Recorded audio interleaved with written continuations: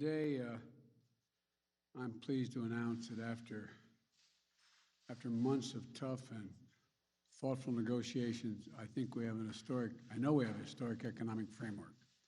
It's a framework that will create millions of jobs, grow the economy, invest in our nation and our people, turn the climate crisis into an opportunity, and put us on a path not only to compete, but to win the economic competition for the 21st century against China and every other major country in the world. It's fiscally responsible. It's fully paid for.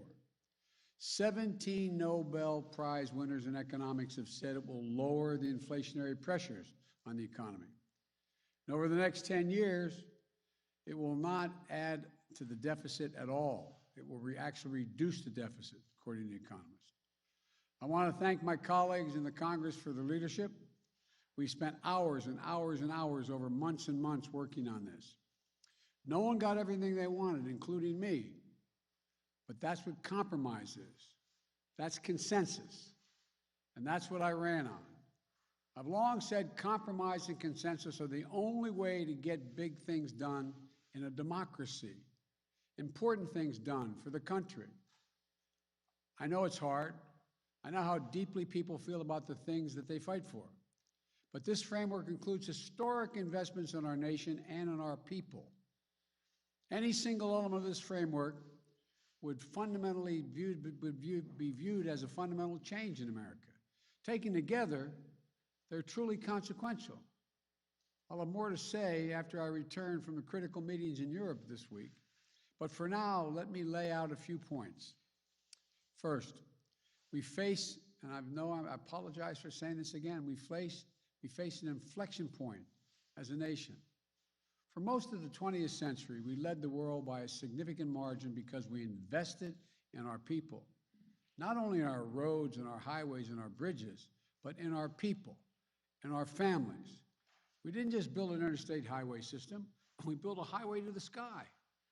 We invested to win the space race, and we won.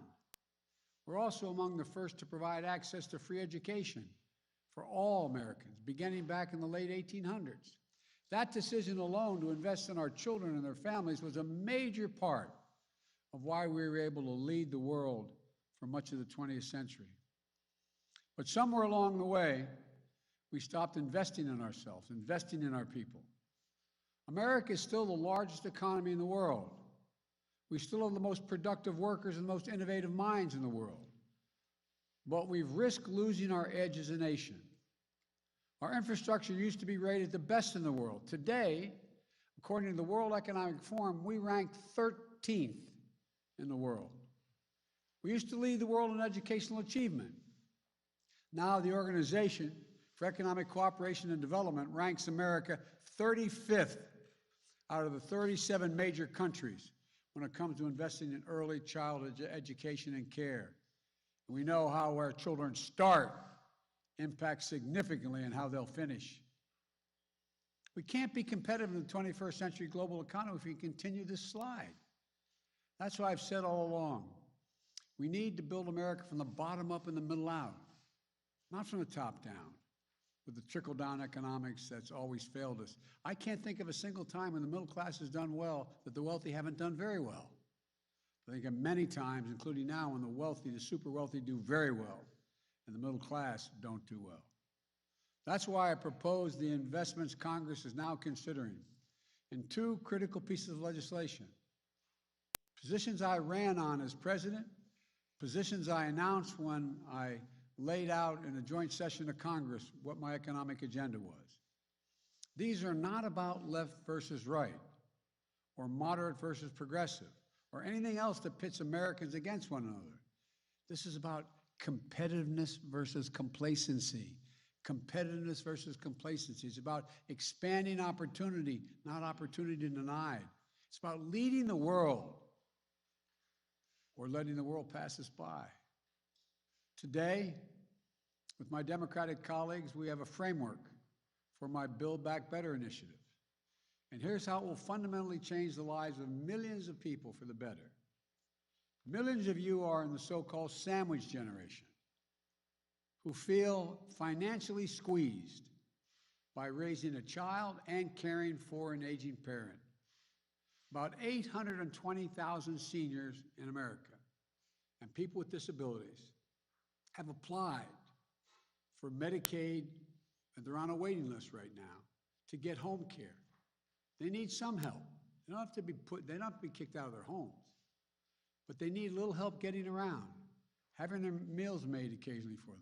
They don't want to put them in nursing homes, not because of the cost, but because it's a matter of dignity. They want to stay in their homes, but it's hard.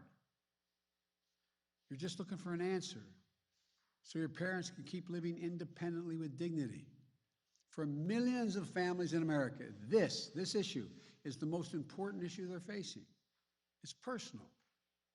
So here's what we're going to do.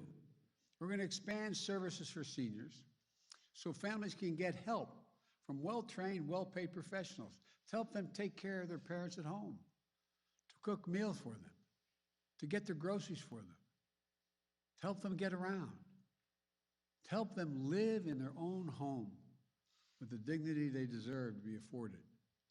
Quite frankly, what we found is that this is more popular or as popular as anything else we're proposing because the American people understand the need.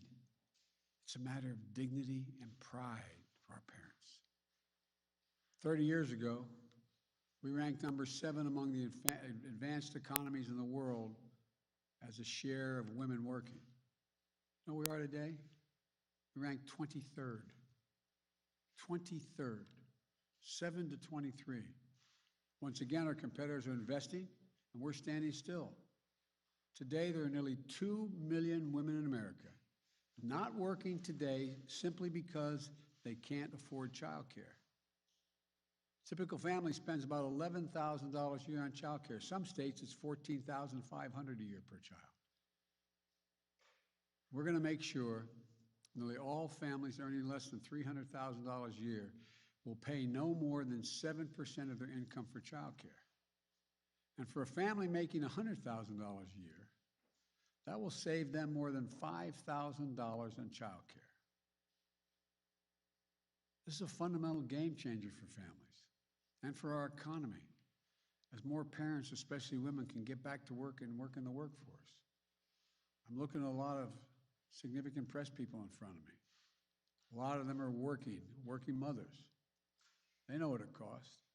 I remember when I got to the Senate, I lost my wife and daughter in an accident, my 2 boys. I started commuting 250 miles a day because I had my mom and my dad and my brother and my sister to help me take care of my kids because I couldn't afford childcare, and I was getting a serious salary, $42,000 a year. We've also extended the historic middle-class tax cut. That's what I call it, middle-class tax cut for parents. That is the expanded child tax credit we passed through the American Rescue Plan. What that means is, for folks at home, they're getting $300 a month for every child under the age of 6, $250 for every child under the age of 18. We're extending that for another year. The money is already a life changer for so many working families. This will help cut child poverty in half this year, according to experts. But that's not all it does. It changes the whole dynamic for working parents. In the past, if you paid taxes and had a good income, you could deduct under the tax code $2,000 per child from the taxes you owed. But how many families do you know, a cashier, waiters, healthcare workers, who never got the benefit of the full tax credit because they didn't have that much to deduct, and it wasn't refundable? So it either came off your tax bill or you didn't get full credit. Why should somebody making $500,000 a year, or $150,000 or $200,000 a year get to write it off their taxes? And the people who need the help even more, they don't have that much tax to pay. They don't get the benefit, and they have the same cost of raising their children. 80% of those left out were working parents who just didn't make enough money. That's why in the American Rescue Plan, we didn't just expand the amount of the middle-class tax cut. We also made it refundable. This framework will make it permanently refundable, making sure that the families who need it get a full credit for it in addition to those who are already getting full credit. They're going to make sure that every 3- and 4-year-old child in America will go to high-quality preschool. That's part of the legislation I just brought up to the Congress.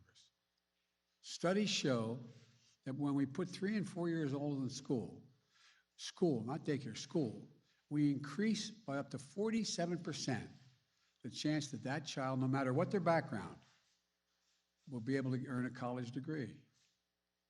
As my wife Jill is in the back here, always says, any country that out-educates us is going to outcompete us. We can finally take us from 12 years to 14 years of universal education in America. We also make investments in higher education by increasing Pell Grants to help students from lower-income families attend community colleges and 4-year schools. And we invest in historically black universities, colleges and universities, HBCUs, minority-serving institutions, and tribal colleges to make sure every young student has a shot at a good-paying job in the future. This framework extends tax credits to lower premiums for folks who are in the Affordable Care Act for another 3 years. For 4 million folks in the 12 states that haven't expanded Medicaid, all the rest have, this framework will enable you to get affordable coverage. And Medicare will now cover the cost of hearing aids and hearing checkups. This framework also makes the most significant investment to deal with the climate crisis ever happened, beyond any other advanced nation in the world. Over 1 billion metric tons of emission reductions, at least 10 times bigger on climate than any bill that has ever passed before, and enough to position us for a 50 to 52% emission reductions by the year 2030. And we'll do it in ways that grow the domestic industries, create good-paying union jobs, address long-standing environmental injustices as well. Tax credit to help people do things like weatherize their homes so they use less energy, install solar panels and develop clean energy products, and help business produce more clean energy. And when paired with the bipartisan infrastructure bill, we will truly transform this nation. Historic investments in passenger rail. I know everybody says, oh, Biden's a rail guy. That's true. But passenger rail and freight rail and public transit, it's going to make take hundreds of thousands of vehicles off the road, saving millions of barrels of oil. Everybody knows, all the studies show, if you can get from point A to point B on electric rail, you won't drive your car. You'll take the rail service. We also learned that in most major cities in America, minority populations, the jobs they used to have in town, they're now out of town. Roughly 60% of the folks, they don't have vehicles, so they need to have a means to get out of town, to their jobs, to be on time. This will do that, like it did for Detroit. 95% of the 840,000 school buses in America run on diesel. Every day, more than 25 million children and thousands of bus drivers breathe polluted air on the way to and from school from the diesel exhaust. We're going to replace thousands of these with electric school buses that have big batteries underneath and that are good for the climate. I went down to one of the manufacturing facilities, saw them, got in one, drive them. They do not expend any, they not expend any pollution into the air. We'll build out the first ever national network of 500,000 electric vehicle charging stations all across the country. So when you buy an electric vehicle, and you get credit for buying it, you buy an electric vehicle, you can go all the way across America on a single tank of gas, figuratively speaking. It's not gas. You plug it in. 500,000 of them, these stations along the way. We're going to get off the sidelines on manufacturing solar panels and wind farms and electric vehicles with targeted manufacturing credits. You manufacture, you get them a credit for doing it. These will help grow the supply chains in communities too often left behind. And we're going to reward countries for paying good wages, for companies, I should say, for good wages and for sourcing their materials from here in the United States.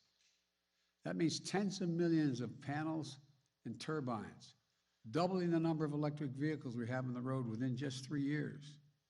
We'll be able to sell and export these products and technologies to the rest of the world and creating thousands more jobs because we are once again going to be the innovators. We'll also make historic investments in environmental cleanup and remediation. That means putting people to work in good paying jobs at prevailing wage, capping hundreds of thousands of abandoned wells and gas wells, oil and gas wells, that need to be capped because they are leaking things that hurt the air. Putting a stop to the methane leaks and the pipelines, protecting the health of our communities. It's a big deal. And we'll build up our resilience for the next superstorm, drought, wildfires, and hurricanes that represent a blinking code red for America and the world. Last year alone, these types of extreme weather events you've all been covering and you've all witnessed and some of you have been caught in the middle of, have caused $99 billion in damage to the United States within the last year. $99 billion. We're not spending any money to deal with this? It's costing us significantly. In Pittsburgh, I met an IBW electrical worker who climbs up on those power lines in the middle of a storm to try to put transformers in to keep the lights on when storms hit. He calls himself a 100% union guy. His job's dangerous. As he said, I quote, "I don't want my kids growing up in a world where the threat of climate change hangs over their heads," end of quote. Folks, we all have that obligation to our children and to our grandchildren. The bipartisan infrastructure bill is also the most significant investment since we built the interstate highway system and won the space race decades ago. This is about rebuilding the arteries of our economy. Across the country now, there are 45,000 bridges and 173,000 miles of roads that are in poor condition. Some of the bridges you don't even take a chance of going across. They're shut down. They can't be built back to the same standard because the weather's not going to get a lot better. We just got to keep from getting a heck of a lot worse. We have to build back better and stronger. No one should have to hold their breath as they cross a rundown bridge or a dangerous intersection in their hometown. We're going to put hardworking Americans on the job to bring our infrastructure up to speed. Good union jobs at prevailing wages. Jobs you can raise a family on. My dad would say you have a little breathing room. Jobs that can't be outsourced. Jobs replacing lead water pipes so families can drink clean water. Improving the health of our children and putting plumbers and pipe fitters to work. Jobs laying thousands of miles of transmission lines to build a modern energy grid. Jobs making a high-speed internet affordable and available everywhere in rural and urban America, particularly including the 35% of rural America that goes without it right now. This pandemic has made clear the need for affordable and available high-speed internet. The idea of a parent having to put their kids in the car for virtual learning, drive and sit in a McDonald's parking lot so the child can access the internet when school is taught virtually is not only unnecessary, it's just wrong. It's wrong. As I said before, these plans are fiscally responsible. They are fully paid for. They don't add a single penny to the deficit. They don't raise taxes on anyone making less than $400,000 a year. In fact, they reduce the deficit. Here's how. I don't want to punish anyone's success. I'm a capitalist. I want everyone to be able to, if they want to be a millionaire or billionaire, to be able to seek their goal. But all I'm asking is, pay your fair share. Pay your fair share. Pay your fair share. And right now, many of them are paying virtually nothing. Last year, the 55 most profitable corporations in America, 55 of them, paid zero in federal income tax on about $40 billion in profit. If they report big profits to their shareholders, they should be paying taxes. It's that simple. That's why the Build Back Better framework will have a 15% minimum on the largest corporations, a minimum tax of 15%. The top 1% of the wealthiest Americans evade, it's estimated by the experts, $160 billion a year in federal taxes. That's wrong. We're going to change that. I want to emphasize what I said from the beginning. Under my plans, if you earn less than $400,000, you won't pay a single penny more in federal taxes, period. In fact, these bills continue cutting taxes for middle class, for child care, for health care, so much more. Let me close with this.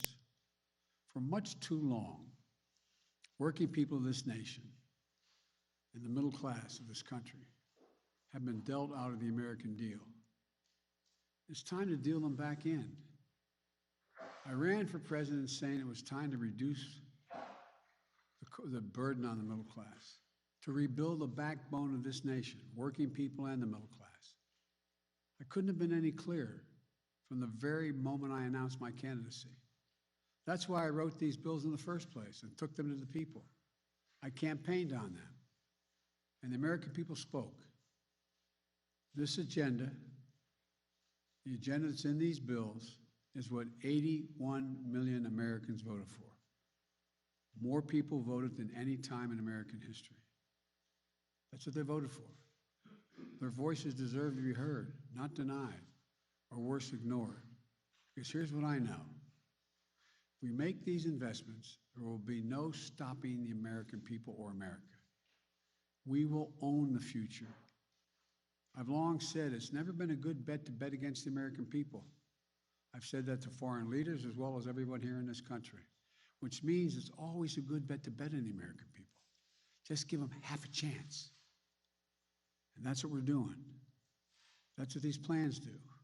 They're about betting on America, about believing in America, about believing in the capacity of the American people. If you look at the history of the journey of this nation, what becomes crystal clear is this. I'll say it again. Given half a chance, the American people have never, ever, ever, ever let the country down. So let's get this done. God bless you all, and may God protect your troops, and I'll see you in Italy and in Scotland. Thank you. Manchin and Sinema agree to this. Are you relying on? Do you have a firm commitment from Senator Sinema and Senator Manchin, Mr. President? Senators Manchin and Sinema.